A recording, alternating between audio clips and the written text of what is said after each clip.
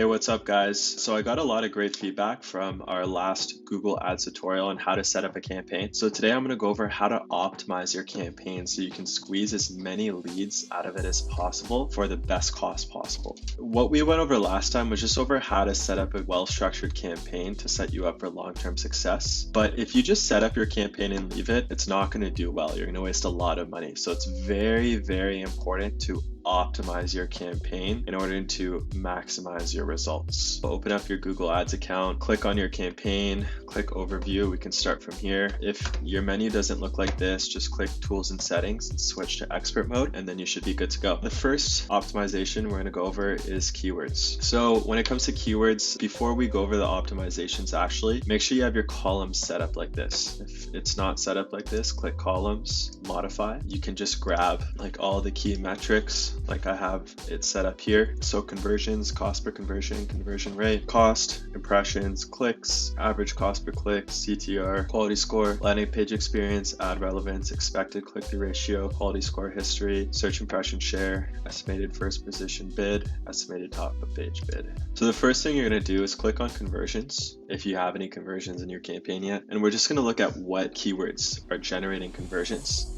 Now, just to clarify, conversions consist of both leads, so people opting in, as well as people calling. Usually your top performing keywords are going to be your branded keywords, so using your martial arts school's name. I've touched on this so many times, but whenever people say, why should I bid on that if I'm already ranking first in Google? It's more for brand protection. It doesn't matter if you're already ranking first. A business can bid on your brand name and come up ahead of you in the Google search. So think of it as more brand protection. So we see after school programs, 8 conversions, 47. So what I'm looking for right now is I just want to make sure no keywords that are getting conversions are overspending like crazy. Like for example, this 2 conversions at $83 per conversion is a bit crazy. So we pause that. All of these are good. Pause that as well. That's too high. Pause that. These 2, they're a little bit higher too, so I would pause them. Same thing with this one here. Pause this too. When it comes to your cost per conversion, it's all relative, right? If you don't have that many conversions in your campaign, you could let a keyword get to a cost per conversion of like 50, 60 bucks. I don't usually like it getting higher than that because we don't want our overall cost per conversion or cost per lead to get too high. So if our goal is to have a cost per conversion of $37, like I usually want to pause the majority of the keywords once they get past like that $40, $45, $50 range to avoid raising our overall cost per conversion. So that's optimization 1. Filter for conversions and pause any keywords with a very high cost per conversion. If it's under 50 bucks, like honestly, just leave it and let it test. And especially if it's like an after school program where the leads are worth a lot more, like I would be comfortable the after school cost per conversion even getting to like 65, 70 bucks because I know the lifetime value is like 4,000 or 5,000 for this, right? The next thing we're going to do is filter for clicks, and here what I'm looking for is any keywords that have got anywhere from 10 to 20 clicks depending on the cost per click and haven't generated a conversion. For example, here like this keyword, it got 29 clicks and no conversion, so we turned it off to avoid putting more money into that. Let's see if we can find any. All right, perfect example. So this keyword hit 16 clicks, it spent $62 so far, and it hasn't generated a conversion yet, so we're going to go ahead and pause that. Same thing with this here. This has got 16 clicks, no conversion, so we can pause this. Now, one thing to mention when pausing keywords is it's all relative. Like if the cost per click is 50 cents and it's only spent like 15 bucks or whatever, then you don't need to pause it. It's just we're aiming for a cost per conversion under $40, right? So this is getting a little bit high. Even this, like I could have let this test a little bit longer, but since it's got 16 clicks and no conversions yet, I'd rather just focus a budget into keywords that are performing better. Here's an example. So this keyword, karate for kids near me, it's only got 10 clicks. I usually like to let keywords test to the point where they get 15 clicks, but the cost per click is pretty insane. It's $5.90. So it's, you know, a more competitive keyword. It's spent like, you know, just shy of $60 so far. So I'd like to pause that. Basically, step number 2, filter for clicks. Any keywords that have got at least about 15 clicks or so and no conversions, you can pause them. And even if they've got around 10 clicks, but the cost per click is higher, so they've already spent $40, $50, $60 with under 15 clicks, I would pause them as well. Next step is let's go to your search terms. The keywords is what we put in the campaign to like bid on in Google. And when it's broad match, it's not going to show like to specifically people looking for martial arts program near me. Like you can look up a keyword that's similar to that and your ad will still show. It allows you to get more traffic into your campaign. Search terms is what people are actually looking up on Google to find your business. So first thing you want to do is filter for conversions. There's some people we've added as a negative keyword here just because it was a little bit more expensive doing the competitor bidding, and we didn't really care to focus too much on the competitors right now. We'd rather just focus on our keywords, so we paused some of the competitors. For example, this keyword isn't added yet. It's got 2 conversions at $12 per conversion, so it's obviously a good performing keyword that we could add to the campaign. But the reason I don't want to add this is martial arts is just way too broad. Like someone could be looking for a martial arts uniform, martial arts competition, martial arts movie. So I like to focus on high intent keywords where people are looking up like something specific, like martial arts kid classes near me, something like that. Free karate classes near me. I mean, they don't do free classes, so I don't want to add that to the campaign. That's probably going to generate low quality leads. Karate is too broad. Jiu-jitsu, kickboxing is too broad, and they don't even offer that. So no. And pretty much anything else that's got a conversion so far, we've already added to the campaign. So we got that covered here. What you want to do with search terms is any search terms that are generating a conversion at a reasonable cost that are relevant, you want to add these to your campaign. And this will help supercharge your campaign and get you a lot more conversions over time. Now, the other thing you can do here is, so the good thing about broad match is like you're able to get a lot of traffic into your Google Ads campaign because it's not just going to show your ads to people looking at the exact keyword that you have, but it'll show your ads to people looking up, similar keywords. So you're able to drive a lot more traffic.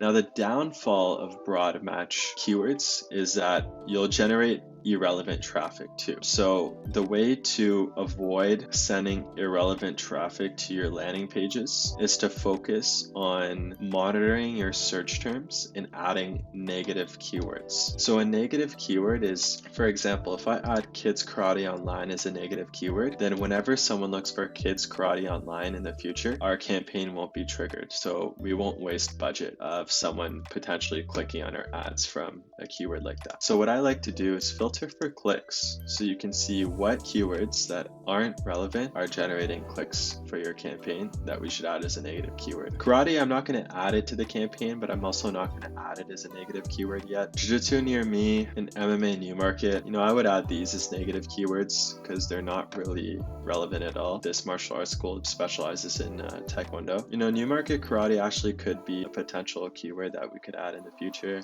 They don't do boxing classes, so we'll add that as a negative keyword. Boxing new market, we can add that as a negative. Kickboxing, we could leave that because kickboxing, Taekwondo, it's kind of similar. I have no idea what that is, so yeah, we'll add that as a negative. Muay Thai we'll add as a negative. Jitsu, do karate, yeah, there's weird search terms in here, we'll add that as a negative. Don't really need to bid on the competitors keyword, so we can add that as a negative. And there's actually some ideas for good keywords we could add here too. Boxing lessons, jiu-jitsu. So they're not too irrelevant right now, but they can get pretty irrelevant, and I'll show you guys that in a bit. There's like 4,000 search terms, so I'm not going to go through all of it right now. I'll show you some examples of like keywords that are like martial arts. Like we don't want that. I have no idea what that is, but that does not sound relevant. But sometimes you'll see weird keywords here, like cheap karate classes. They're not cheap karate classes, so we'll add that. You'll see weird ones like martial arts uniform for sale or something like that, and obviously like that is not relevant at all to marketing martial arts classes, so you can definitely turn that off. But yeah, basically just monitor this on a weekly basis, at least once a week, and any keywords that are not relevant,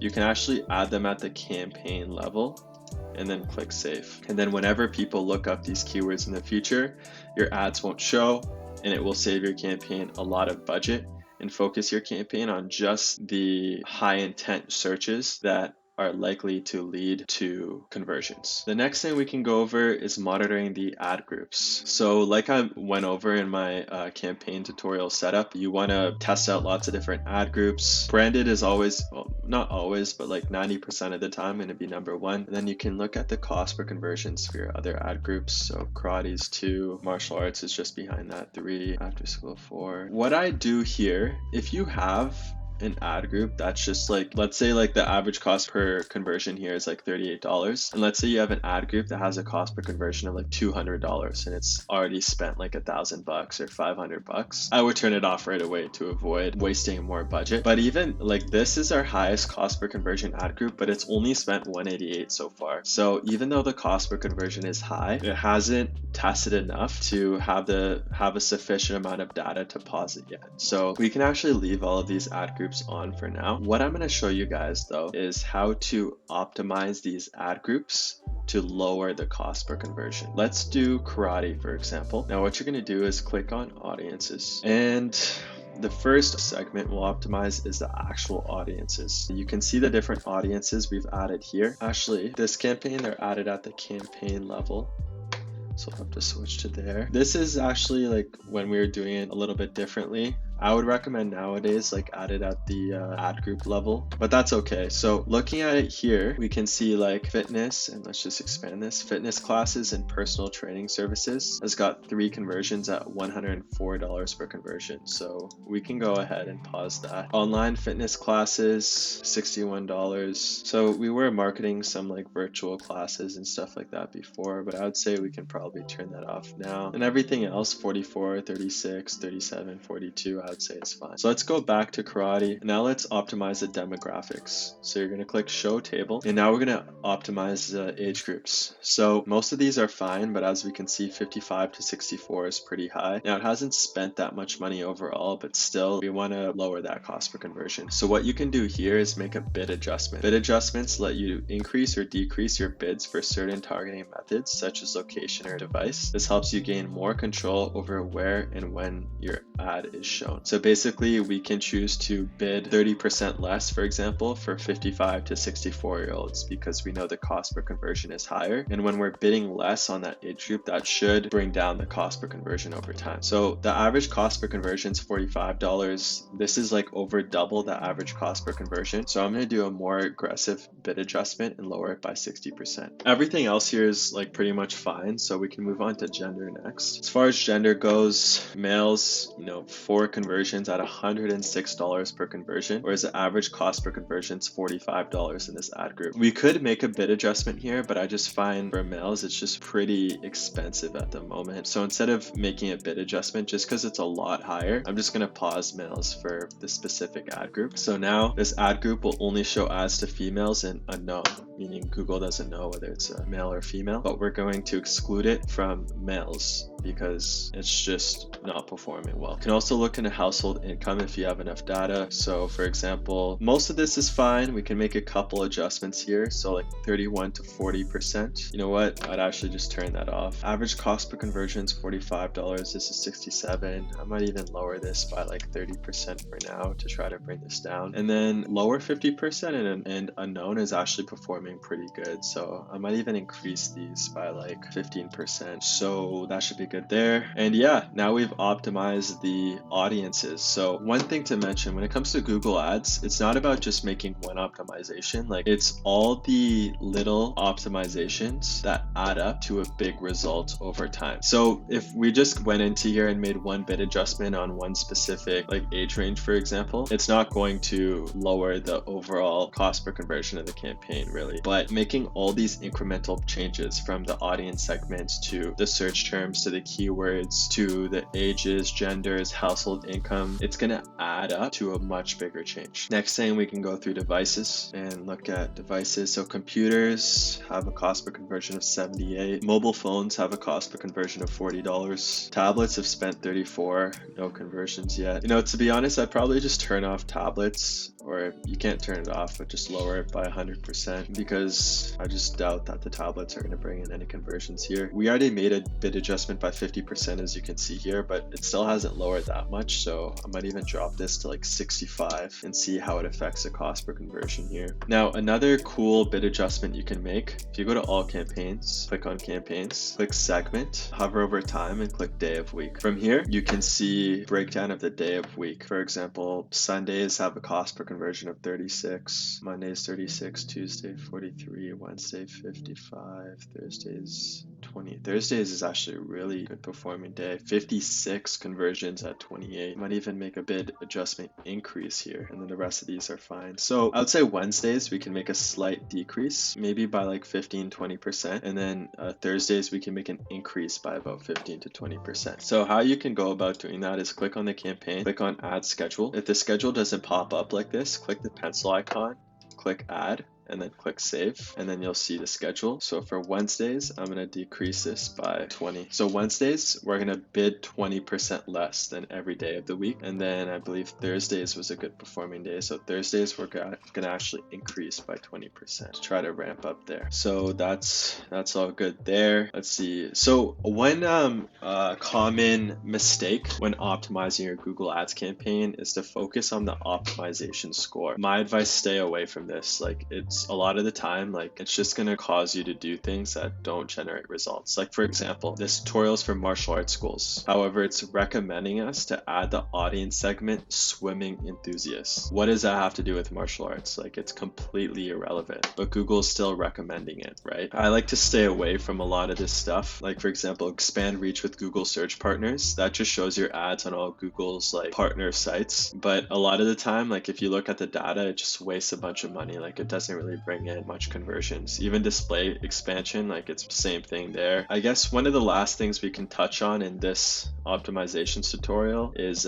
bidding strategies. So my advice when it comes to bidding strategies, actually first let's talk about the different bidding strategies. So you have clicks, impression share, conversion value, conversions, or you could go manually and do manual CPC. Manual CPC is what we used to do in the past. That's like the OG way of Google Ads optimizations. With manual CPC, you can make bid adjustments at the keyword level. You can change how much you bid on every specific keyword. That used to work amazing in the past, but over time, at least with my testing, I found that the automated bidding strategies combined with the broad match keywords is just performing a lot better. But here's my recommendation. Start with maximize clicks. Get at least 10 conversions per month in your campaign, and total of 25 conversions in your campaign. Once you have that many conversions, then you can switch to maximize conversions. Maximize conversions will basically just try to get as many conversions possible with your budget. Once you have a good amount of conversions, if you want, you can actually use target CPA. So target CPA sets bids to help you get as many conversions as possible at or below the target cost per acquisition. So for example, if you're like, I need to get a cost per conversion of $30, then you could set this to $30, and Google will try its best to get you as many conversions as possible for $30. Now, the problem with this sometimes is if you set it too low, then you won't spend your full campaign budget because your bids just aren't high enough to compete against other people. So you'll get conversions at a lower cost per conversion, but you might not spend your full budget, especially if you have a higher budget. So you won't, even though your cost per lead is lower, you'll get less leads because of it. I recommend start with maximize clicks, get your 10 conversions per month in a total lifetime of at least 25 conversions in your campaign, then switch to maximize conversions to get as many conversions as possible now that your campaign has been fed with the data and the Google AI knows what works and what doesn't work for you. And then once you have like, I don't know, 20, 25 plus conversions per month, and let's say over 100 conversions in your campaign, like a good amount of data, then you could even potentially switch to a target CPA and just gradually lower this over time. So this is actually, looking at this right now, is from when our CPA was a little bit higher. I think our average CPA is like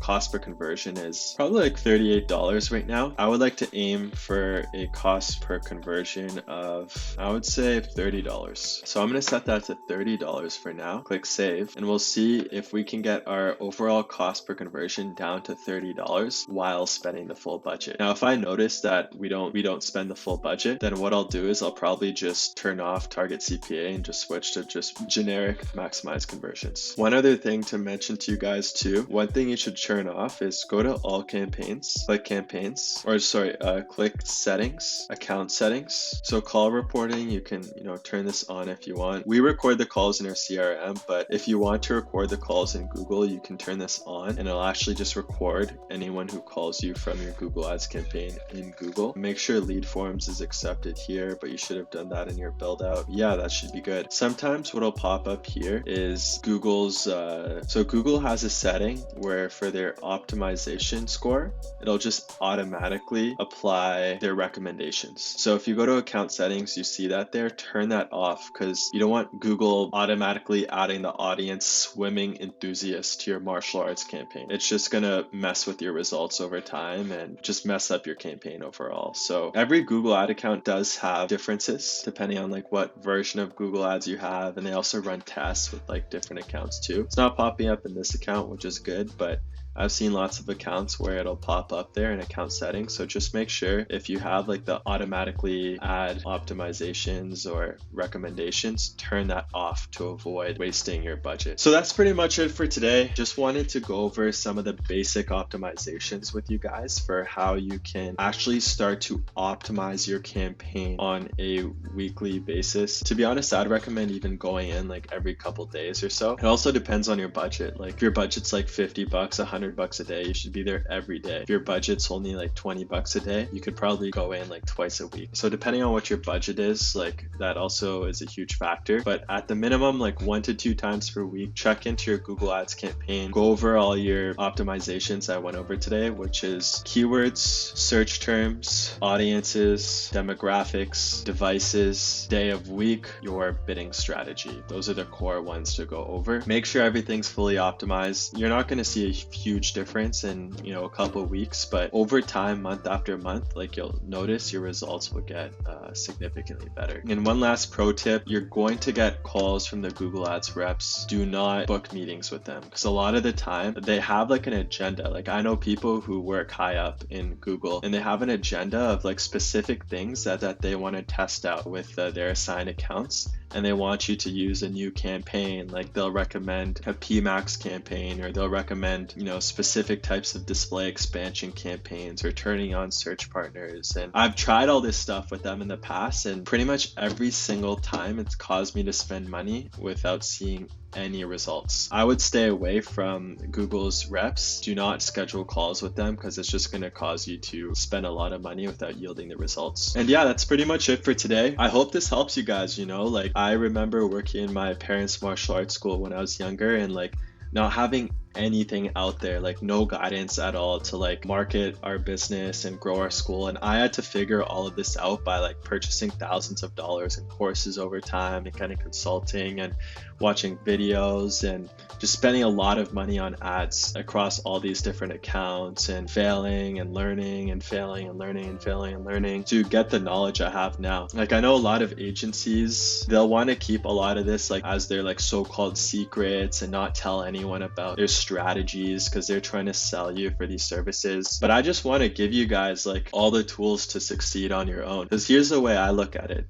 I can give you every tool in the book. And here's what I hope. I hope that you guys can use these tools I'm giving you, from the Google Ads campaign to Facebook to just my recommendations, to just generate more results for your martial arts schools and make more money. But I know at a certain point, if you want to scale your martial arts school up to 7 figures, you only have so much time in the day. And it doesn't make sense for you to always do all of this on your own, because there's more important things you can be focusing on. So at a certain point, it makes more sense for you guys to delegate this out. And if I give you guys a genuine value that helped you out pretty much for free, then when it comes to you guys saying, okay, now is the time to delegate this out to someone, like who are you going to want to work with, right? So I just want to provide you guys with as many tools and tutorials and strategies and as possible right now to help you guys grow your martial arts schools on your own. And then when you're ready to take that next step and maximize your results and, go to experts who've been doing this for years and, save your time for more important things, and you can always contact us and we can have a conversation about that. Anyways, thanks so much for watching, guys. If you stuck around to the end, I really do appreciate it. If you like this video, leave a like, and if you have any questions, leave a comment, or as always, just send us a message on social media. Thanks so much, guys.